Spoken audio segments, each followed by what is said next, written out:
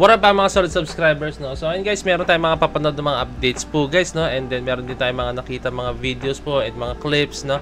Regarding po dito guys sa ano, no? Sa yung performance ni Felip sa double 3 dancer sa Air Max shoes, no? This is an NBA event sa ating bansa guys, no? Meron din dito guys yung parang clip ni Pablo na sinuportahan niya si Felip, no? Pinanood niya, no? Napaka nakakatuwa na ganyan yung brotherhood nila, no? So unang papanoorin guys, this is a video from Miss O, no? So without further ado, let's all watch this.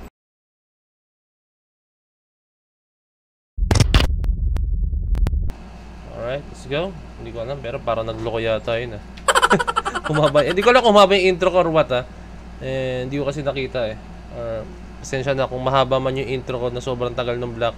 I'm very very sorry. Or kung normal lang, di good. Okay, tuloy tayo. Let's go!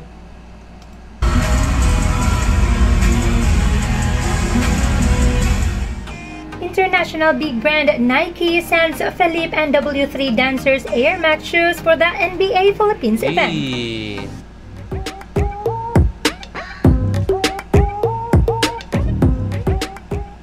It looks like Felip's Nike endorsement is on the way as this international big brand sponsored his solo event for the NBA Philippines Rising Star Invitational PH qualifiers at the Araneta Coliseum. Grabe, no? Nike na yan, guys. Damn. Solid o Felip. Sobrang solid mo, no? The brand sends Felip a Nike sportswear Air Max DN8 shoes for his solo event.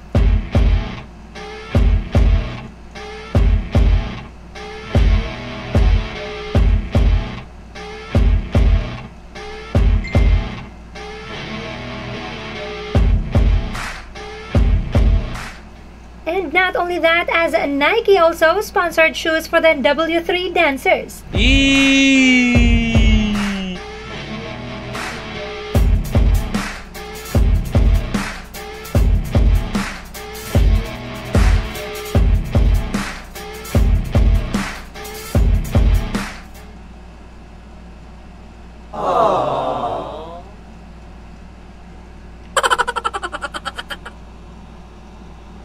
Nike, baka naman.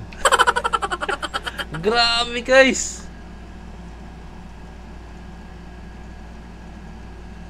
Wala akong masabi. Napakaswerte. Pero siyempre, no, yung swerte naman nangyayari yan through hard work po guys. Hindi yan mapupunta sa'yo kung hindi mo pinaghirapan yung isang bagay kung paano ako makapunta ron, no? Diba? And dyan na darating guys yung mga swerte, no? Diba? Kasi guys, for me, very fitting po ni Felip na maging endorser din ng Nike, no? Since alam natin yung Nike, napaka big brand po talaga niyan. Isa sa mga big brands po talaga pagdating sa mga sapatos, guys, no? And sa lahat guys, alam niyo na guys, basta pag sinabing Nike, siguro kung sino mang hindi nakakalam ng Nike, baka alien yun, guys. Pero grabe yung Nike, guys. So, very fitting ni Felip para sa akin, ni Ken, para din sa ganito klaseng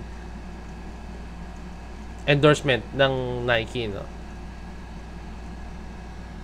Wow, galing, sobrang solid mo, Felip. Okay guys, itong video naman ang papanoorin natin, no? Si Pablo, no? So ang caption nito guys, no, parang ang caption niya is yung gusto mo lang naman suportahan si Ken at ang NBA page, tapos bigla ka na patrabaho.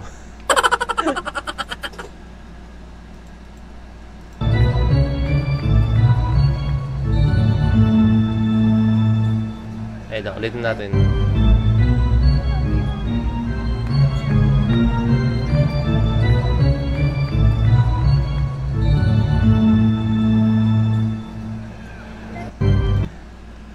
Meron pa isang post dito, tingnan natin yung isang post guys, na.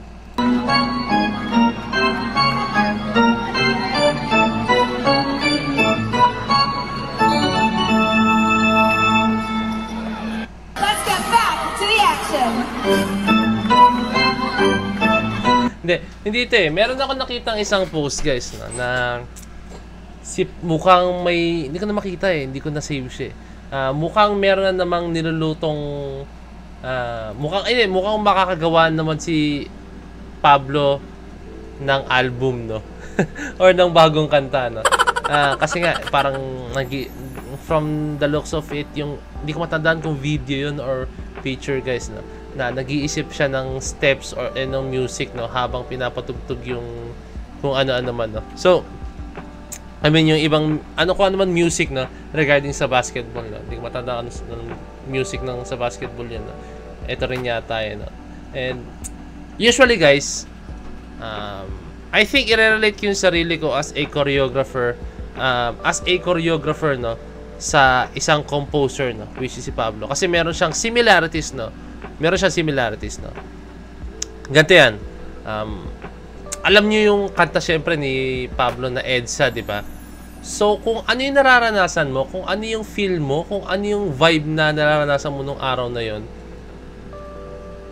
ang dali niyang gawan ng isang obra, ng isang bagay, ng isang kanta, no? So, just like dancing, no? Pag halimbawang may napakinggan akong kanta, pag halimbawang may nakita akong isang bagay, parang ang sarap gawan ng choreography nito kasi parang overflowing ideas, no? So, ganun din po, guys, yung no? Kung ano yung naranasan mo sa araw-araw, kung ano yung biglang naramdaman mo sa moment na yun, no? Bigla mo siyang magagawan ng bagay or obra or piyesa, no? Ganon kasi yun, guys, no? Kailangan kasi ma-inspire ka, kailangan na-motivate ka. Mahirap gumawa ng isang obra pag halimbawang hindi ka nai-inspire or na yung nai-inspire, no? Or na-motivate, no? Kasi alam niyo yung kasabihang creativity takes time po talaga, no? Hindi mo pwedeng madaliin ang creativity, no? Don't rush creativity kasi pag halimbawang ni-rush mo yan, pangit na magiging kalalabasan po niyan, guys, no? Isipin nyo na lang. Kunyari, basketball.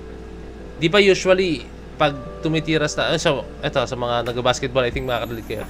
Usually, pag nag-free throw po tayo, no? Sasabihin ng coach natin or mga grupo natin, ay mga ka-teammates natin, take your time, di ba? Kasi di ba, pag hindi mo siya minadali, makapag-focus ka. Matatansya mo na maigi yung ring, di ba? Matatansya mo na maigi yung ring. Pero pag halimbawa, pag minadali mo, hindi mo matatansya, no? Hindi mo siya matatansya yung ring, no? Like, hindi mo alam kung anong tamang angle kung saan ka nakaposition, di ba, no? So, ganun, di ba? Kailangan take your time, no? Para matansya mo na maigi kung perfect ba yung moment or perfect ba yung angle, yung pinaka-distance mo sa ring, no? So, ganun din sa paggawa ng kanta, ito yung paggawa ng choreography, no? Kailangan may oras ka. Kailangan hindi mo siya pwedeng madaliin, no?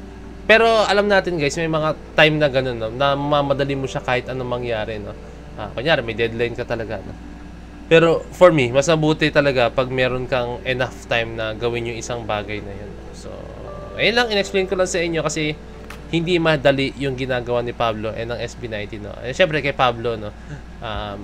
Lalo na ang dami na nilang na-release na kanta, no? Ayaw niyang dumating sa point na halos magkapare-pareho na po yung atake, yung melody, yung beat, yung tono nung kanta nila, no? Diba?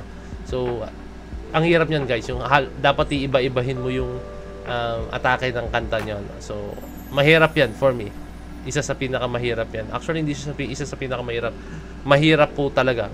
Pinakamahirap yata. Hindi ko kasi matimbang kasi hindi naman ako nagko-compose ng kanta, no? Pero sa pagsasayaw, i-relate ko na ulit sa sarili ko, no? Mahihirapan din. Pag ako nakagawa ng isang solidong pyesa, nahihirapan na ako gumawa ng isang kanta, no? Kasi kailangan mahigitan mo yung bagay, yung sayaw na ginawa mo before, no? So, ayun lang, guys.